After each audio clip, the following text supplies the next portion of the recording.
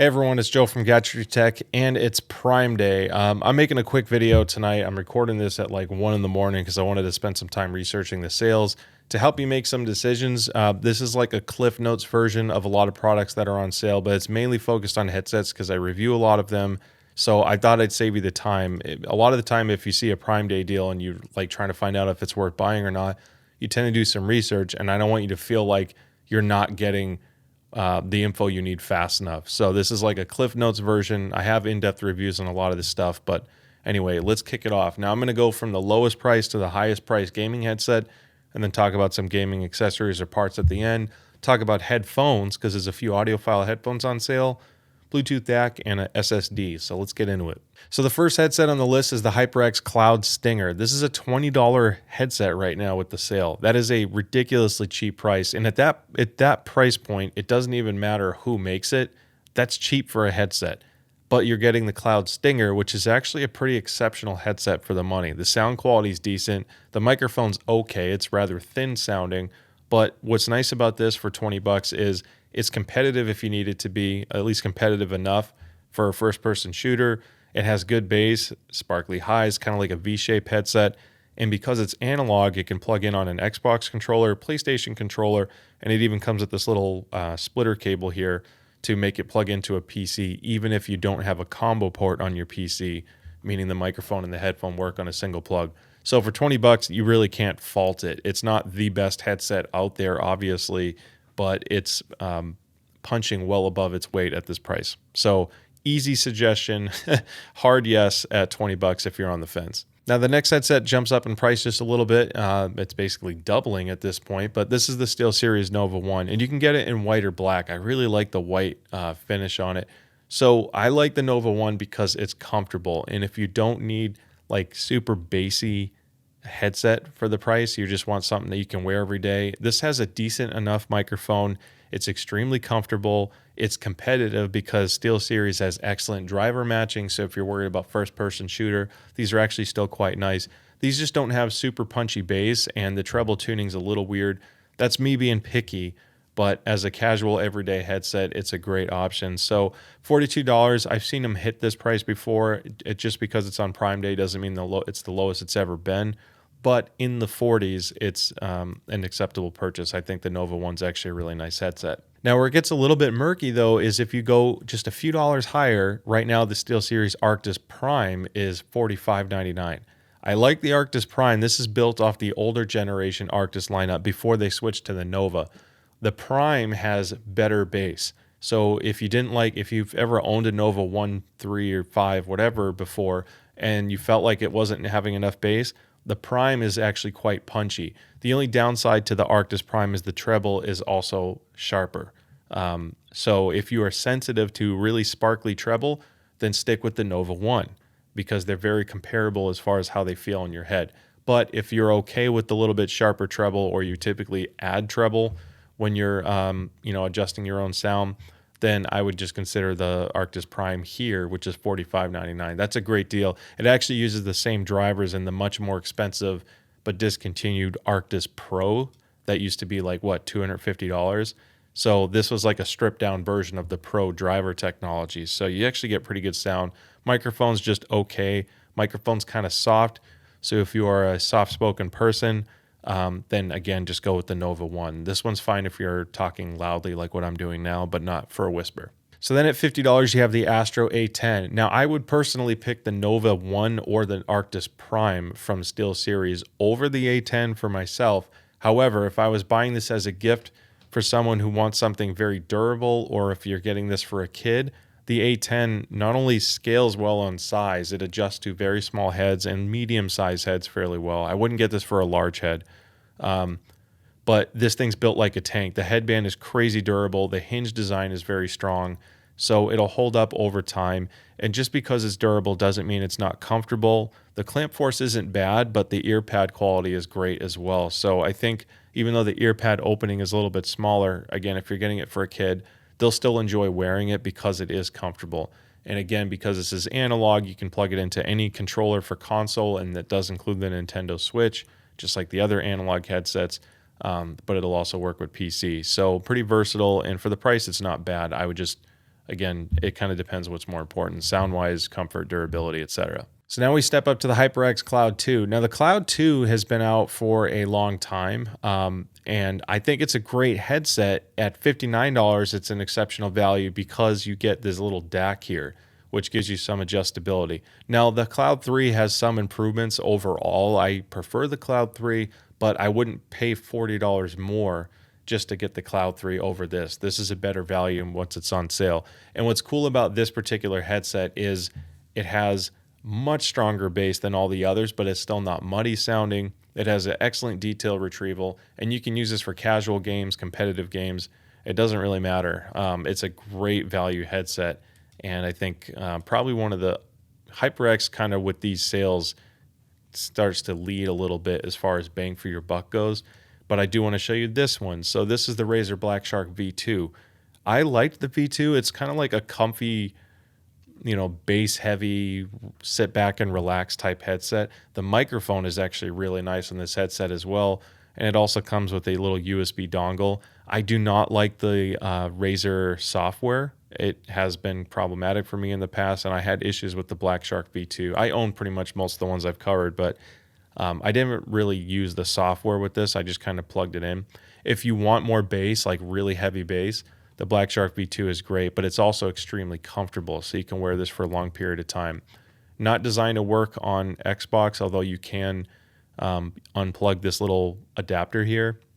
If I can get back to the right picture, this adapter here is for PC primarily, but you can use the analog option to plug it into a controller as well. So it's not like you can't use it. So now we're finally stepping up into wireless. And the Barracuda X wireless, the 2022 model, this number that I have highlighted here. If you don't get the 2022 model, which you might find for a cheaper price if you can get one, those don't have Bluetooth. The 2022 model adds Bluetooth, and at $66, it is a steal. The mic's actually decent.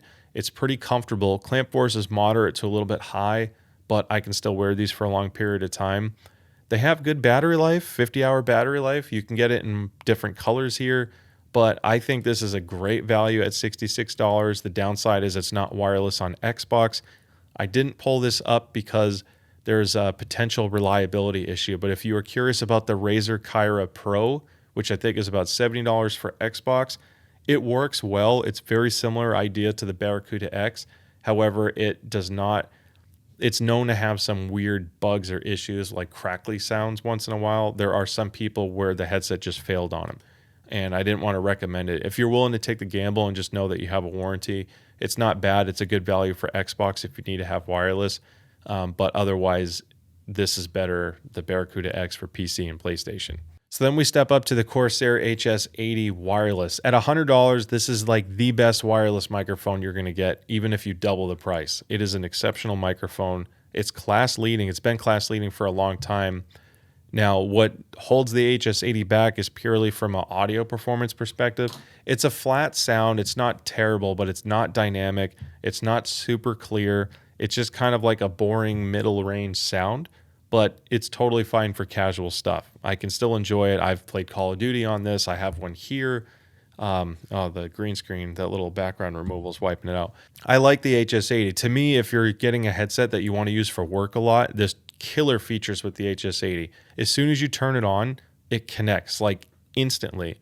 So if your headset's down in your desk and you get a phone call for work, you can just turn it on and you're instantly connected, and that's a huge win for me. And I also love flip to mute.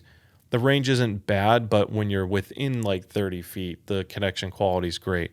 Again, this does not work on Xbox because of Microsoft being Microsoft. They make everyone get certified. So this is great for PC and PlayStation if the microphone's important. Comfort-wise, it's not bad, but the HS80 does not scale for very large heads. It's good for small to medium. So anyway, that's if you just need a good mic, HS80 is a good option. So now at $120, we get the Logitech G733. I'm going to be kind of blunt here. The G733 actually has pretty decent sound. It sounds better than the Corsair HS80, but the microphone's not as good, and I like the Corsair HS80 Comfort more. It's just it fit my head. That's my personal preference. This is still a very lightweight headset. It's extremely durable. So if you want a wireless headset for a younger person or someone who's a little bit more tough on their products, the G733 isn't bad. The microphone's not great, and this does not work on Xbox. Battery life is just okay as well, 29 hours, and it does not have Bluetooth. So my issue is this isn't a bad headset, but even at $120, you can either spend less and still get more features, or for a little bit more, you can get a much better headset. So I'm not a huge fan of this deal. We're going to move on to these. So you have the Epos H6 Pro. Now, all the headsets I've shown you so far are called the closed back headset, meaning that they block outside noise and they trap the noise inside from other people hearing it. That's what most gaming headsets are. Open back, or open acoustic in this case, which is the second one here, it lets some air out, but you can also hear your surroundings. So if you need to hear your kids calling for you, then get an open back because it makes it easier. They also typically have a better sound quality. They have a wider sound stage, and I prefer open back whenever I can use it. So they do have the closed back version up top. These sound completely different, even though they look identical. The closed back is very V-shaped. It has a ton of bass, like ridiculous amounts of explosive bass. Great for movies, a lot of fun. But if you're a competitive player and you're looking for FPS, then maybe get the open back. Both of these are analog, by the way. They plug in with a single headphone jack, but they also come with the splitter in the box to make the cable longer, so you can plug it into any controller or PC. I would prefer the open back between the two. It has a much more neutral bass profile. It's almost flat bass, sharper boost in the upper mid-range, but overall it's a great headset. Very, very comfortable, fits all different heads. It's flip to mute. It's built like a tank. So to me, this is one of the better options here. Now we have another headset that's very similar to the Epos H6 Pro open back, and that's the Drop PC38X. It's very, very similar, and they're about the same exact price. The difference is the Drop actually has a little bit better tuning in the upper mid-range and treble area. So if you also listen to music, I think the PC38X is the way to go. The only reason why I typically play on the H6 Pro more is because it has a little bit less clamp force and it's more comfortable for me for long gaming sessions. So if you're sensitive to a stronger clamp force, that's the biggest drawback to the PC38X. If that doesn't really bother you, let's say you have a Turtle Beach headset at home and you're looking to upgrade, for example, then the PC38X is an amazing option. It sounds incredible, great soundstage, good for FPS, good for immersion, good for movies and music. It's just overall very solid. Again, it's just a little bit stronger clamp, but at $130, it's a steal. So then we have the Sony InZone H7 wireless headset. Now, I actually like the H7 for certain applications, but it's never been a great value product. The reason why the H7 to me is at least a considerable option is because it's one of the few, or almost the only headset that works wirelessly on PS5 and has game to chat mix on the headset. Sony doesn't allow third-party companies to have that function. They only allow their own or license their own to do it. So if you play a lot of games where you're constantly adjusting game to chat mix and you hate having to do it through the PlayStation, the InZone H9 or H7 is a better option. The H9 is adding active noise cancellation, significantly more money, but not significantly a better headset. The H7 is the best valued here. The microphone's relatively poor, and the tuning out of the box is very mid-bass forward. Doesn't have a lot of deep bass, but it's very punchy, and it does sound a little bit muddy. So if you need like an audiophile level sound at this price range, the Epos, even though it's not wireless, would blow this out of the water. But this is still a good option if you're okay with that. The one good thing I will say about the InZone lineup is they are insanely comfortable. I can wear these for hours, and I've actually used the H9 a lot when I was playing Gran Turismo for like a late night grind, because I don't need the mic. I just was really comfortable wearing. It's convenient that it's wireless. Wireless works fine too, so I had no issues with that. So the issue that I had with all the wireless headsets from $100 to $149 or whatever the range was below this is that this headset exists. The Nova 7X represents overall of this entire list the best value from a feature standpoint, audio performance, functionality, all that stuff. This is not the lowest price I've ever seen it go, however, so I'm just bringing this up because it is on somewhat of a sale. To me, it's still worth even the $180, only because it does like 95% of what the SteelSeries Nova Pro does at $350. You get not much worse sound quality. It actually still has great sound quality. Bass It needs tuning. I have a whole video on it, so if you end up buying this, look for my channel's video on the Nova 7. But this works wirelessly on Xbox, wirelessly on PlayStation, and wirelessly on PC and on Switch, actually. And it also has simultaneous Bluetooth, so you can actually listen to audio on your phone, make phone calls, etc., while simultaneously connected to your platform of choice for gaming. It has an insane feature set. It also has game to chat mix on Windows and Xbox. So I really do love this headset. It has a telescoping yoke, which means the headset extends height-wise in addition to this suspension strap. So it does fit a large majority of the heads. Ear cups could have been a little bit bigger, but it's still extremely comfortable. And I really do like this headset, as long as you're okay with tuning. Microphone's just okay. Obviously, something like the Corsair HS80 has a better mic, but this is still clear enough where people can hear you, and actually know what you're saying. So this is an interesting one because the Nova 7 that I just showed you, to me, is a better value than this because it has all of those specs and bells and whistles. However, if you don't care for all of that, you just want a good wireless headset, the Alpha Wireless at the same price is a better headset because it's a purely audio-focused headset. There's no extra bells and whistles for Bluetooth and all this game to chat mix. They give you a 300-hour battery, a pretty decent microphone, a really robust build quality, and the sound is actually really nice as well. The bass is very punchy. It's extremely detailed. And for under 200 being wireless, it's probably one of the best sound qualities you can get, at least for like FPS and immersion gaming. And they actually do a pretty good job with music too. So this is a good option. Again, if you're okay with sacrificing a bunch of the other features, purely just want wireless, Cloud Alpha Wireless is a good one to consider. So now you have the JBL Quantum 910X. Now the 910X is a fun headset. At $300, it was a tough sell only because it's marketed as an Xbox headset, but all the crazy features that made the 910X so unique were kind of locked to PC only. All the custom EQ only works on PC. It even comes with a little microphone that sticks in your ear. It plays these test tracks on Windows, and then it calibrates the headset based off how your ear hears those test tracks. So it's like a uniquely calibrated headset. Lots of crazy features. It's like class leading in that regard. It has really good punchy bass while still being very clear.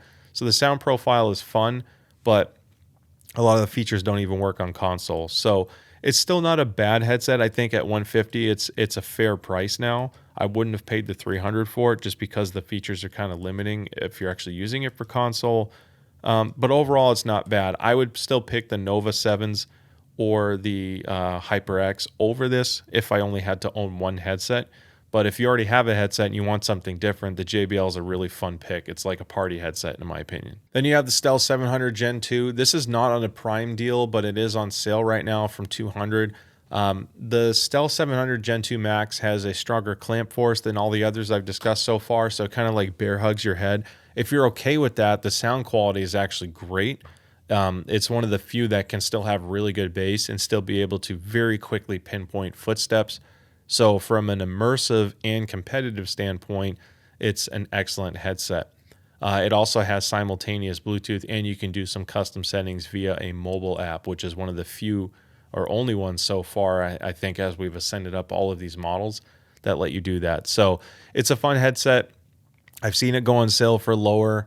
And if you get the 700 Gen 2 Max Xbox edition, it works on all platforms because there's a switch on the dongle to make it work on PlayStation as well. So it's a good value. I think the 7X at the $140-something price range is a better value right now, but this is a better sounding headset. Then you have the Corsair Virtuoso RGB SE, which is the non-Bluetooth version of the Virtuoso. This is a tough sell in my opinion. You only get this if you want simultaneous Bluetooth and the best possible wireless mic you can get. They have a Bluetooth version that's a little bit more. That's a better deal in my opinion, but I'm not a huge fan of this from a sound quality perspective and battery life and all that. The others just simply outclass it. So even though it's on a decent sale, I still wouldn't recommend it as a top pick in this range. So the Astro A50 is here because it's on sale from $300 to $250. This is a super old headset. It still has the same defective design with the headband, so when you put it on, the top of the headband pops off. I don't know why. It's not like battery life has been improved. So this is like a 3 or 4 year old headset. I think it came out in 2019, and Astro still has not updated it yet. I wish they had, but they didn't. So even though, yes, this is a good deal for the A50, I still would just get the HyperX or the Nova 7 or even the Stealth 700. They're just better headsets for the money, and they're less. So to me, this isn't really the best deal to consider. Now, I checked the higher end SteelSeries stuff just in case, the Nova Pro wireless and wired, and at least at the time of filming, there's no additional special sale. They might be like $10 or $20 off, or here it's $30 off, but that's how they've been kind of coming and going, so I wouldn't rush to get it. They're all good headsets. Obviously, when you get to this price range, it's pretty extreme, so they better perform well. I do like the Stealth Pro a lot from a sound quality perspective, but no deals worth writing home about right now. Then you have the Astro A30, which to me, it's an interesting price range. At $200, what's cool about the A30 is it has AAC Bluetooth support. So if you are an Apple iPhone user or an iPad user and you want to play Bluetooth games, then I would recommend the Logitech A30. The bass is actually really nice too. It hits pretty hard. It's actually stronger bass than the Astro A50. Microphone's not the greatest, but at $200, it does have multi-platform support if you buy their separate dongles. But either way, if you buy it primarily for Xbox or PlayStation, this also has an aux input support. So if you got wireless for Xbox but then wanted to play in your PS5, you can still plug the aux cable straight into your controller and be good to go. Then this comes with a travel case, like a hard protective case. So from, again, the whole Bluetooth thing, portability, I would think of this as more like the better pick for mobile gaming mixed with console and PC. Now, transitioning over into headphones, I want to talk about a couple of faves of mine in this price range, and that's the Sennheiser HD560S, an exceptional headphone that works well for music, movies, and games. It works well for first-person shooters because the soundstage is really wide. It's still very immersive because the bass is a little bit punchier. I absolutely love this headphone. It just does everything. And if you don't need a microphone and you're okay with staying wired, this is going to blow the doors off of almost everything I just showed you. And a couple, it just comes down to preference. But as an audiophile perspective, these just have amazing sound. It's worth trying. Now, I've seen this go to 150 or even 140 before. I think in the past it's hit 120 like forever ago. So it's not the lowest price I've ever seen, but I would pay 150 to 180 for these and still be pretty happy with them because of their versatility and sound performance. Now, the Asterisk, this headphone exists. It's 180 right now because I think they're trying to compare to the Amazon Prime Day. It's from drop.com. The Mass Drop 6XX is probably my favorite sub $300 headphone product because it is the best mid-range I have ever heard. I would pick the HD560S purely for gaming. It's a better headphone from a gaming perspective. But if you are looking for like an audiophile product and you listen to music 90% of the time, these are like another level. Every audiophile type person that collects high-end headphones thinks that the HD650, which is also the 6XX, is the exact same headphone.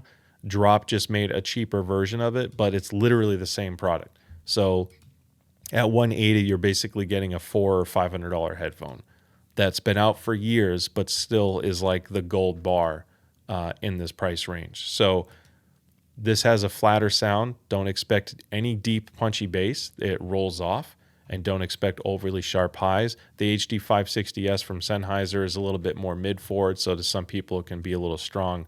But between the two, you really can't go wrong. Now, I'm throwing this one out there just to confuse you a little bit, but because it's on Prime Day, this is also an insane deal. So the HD600, it's the same thing as the HD650 and the 6XX. It's called the HD6X0 line, but they are tuned slightly differently. The HD600 is a more neutral, leaner version of the HD6XX from Drop, or the HD650 if you were just buying it from Sennheiser, because those two are the same. So if where the 6XX shines, it's a little bit warmer, softer tone. I think it's a more agreeable sound profile for more people because it sounds like it has a little bit more bass. But the HD600 is a lean and clean approach in the mids, and for guitars and stuff, it sounds great. So while I have your attention, I want to sneak this one in. This is the Quiddle X5K, and if you don't know what this is, it's basically a Bluetooth amp. So you can plug in a headphone or IEM and have it wirelessly connect to your phone. The killer feature with this is it has the best equalizer system I have ever seen on an affordable product. So if you already have like decent headphones or IEMs and you're trying to, do something new, this has LDAC, this has aptX. It's $110, full parametric EQ, so you can tune till you drop, basically, and make your product sound like however you want it to sound like. Easy recommend, and at 110, it's not on sale, but that's about as low as it gets. I paid more for this before, and I still think it's an incredible value. So just do some research on that because it's pretty awesome. Now, affordable IEMs, I'm going to fly through these. Truth Ear Ola at $20 to $25 is a great sounding IEM. It kind of reset the bar. Sound Note Zero is another good $20 IEM. But the Truth Ear Ola at $16, and this comes with a microphone in the cable. You're not going to get better sound for the money, period, because this sounds better than some $200 gaming headsets. So that's how good they are. Then you have the Moondrop Lands, which are $34 right now. I have more hours on these than most other IEMs in the past month or two because it's a good balance of being affordable enough where I feel okay using them all the time, extremely comfortable, and the sound is exceptional. It has nice punchy bass, still has good clear resolving mids, and the highs aren't too harsh or any, there's no shriek or shrill to them.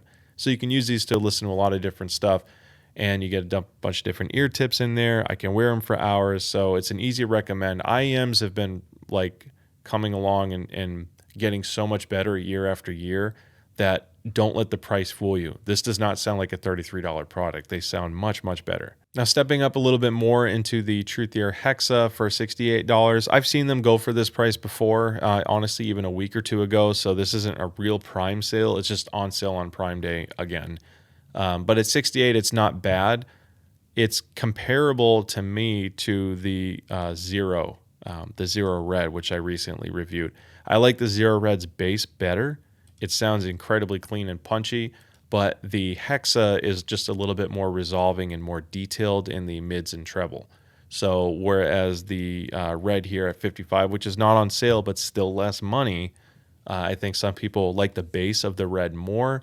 But if you've heard something like this or you want something that's a little bit more detailed, listen to music, guitar, string instruments, that type of thing, then you would consider the Hexa over the Red. But I think the Red is still an exceptional IEM. Now, other tidbits. The Basin MT Pro planar magnetic IEMs. I reviewed these before. These are not tuned well. If you look at the way they plot on a measurement chart, they're kind of like all over the place from bass and treble. But they are just so much fun to play on. I loved playing Call of Duty with these because they have such an insane soundstage.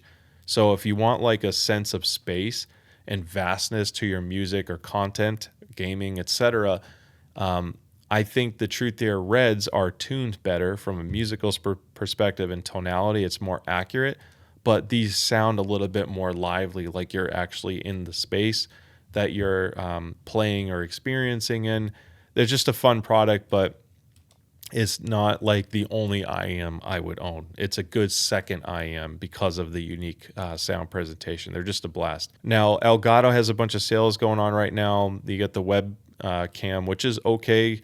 Obviously, if you invest in a real like high-end camera system, you're going to get better results. But the advantage with this is it pretty much always stays in focus, so there's no like focus breathing. And at the price range, it's better than what you get from Logitech right now. The Wave 3 is an amazing mic at 110 because it has clip guard and wavelengths, so you can do all your streaming adjustments.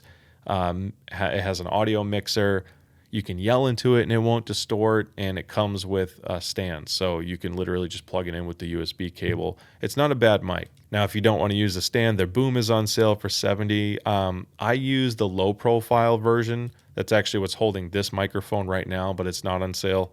So I guess not really worth discussing too much. Then you have the Stream Deck, which even if you're not a streamer is such an amazing product. I use the XL version, but at $115 for the Mark II, which has swappable faceplates. This product lets you customize and do so much and create shortcuts. So I think that's a pretty damn good price. Now, the last thing I want to show you is Best Buy has the 980 Pro 2 terabyte NVMe drive for a day. It says deal ends tomorrow for $100. That's with the heatsink, 2 terabytes, and it's PlayStation 5 compatible. That is an absolute steal. That's cheaper than Amazon right now. So keep an eye out on that. I would really, if you're thinking about upgrading the expansion of your PS5, that's probably the best way to go right now. So I know I said I'm about done, but I did want to show you one last thing. I swear this is it. The Odyssey Maxwell, it's an audiophile headset. It's not on sale right now. That's why I didn't show you, but it's $300 to $330 depending on the version. So as of today, the embargo lifted today. The Maxwell is just announced in a limited release ultraviolet version from a collaboration with Microsoft. And look at how ridiculous this headset looks. This isn't going to be for everybody. I'm not saying that this is like the best looking headset in the world, but it's such a cool, unique design that I feel like I need it. And this is just me being candid with you. I have the Xbox and the PlayStation version already, but I'm pretty sure I want to get my hands on this. It's just such a beautiful headset. So I just wanted to share that. Take a look on the Odyssey website because the pre-order is going live like any minute. Not live yet. I keep refreshing. So keep an eye out in case you're still in the market and you want something high-end. This is a pretty unique headset to look at. So that about wraps up the video. Hopefully you found this helpful and learned about some of the deals that you saw or some new deals you didn't know about. Don't forget to like and subscribe because I'd love to see it future videos.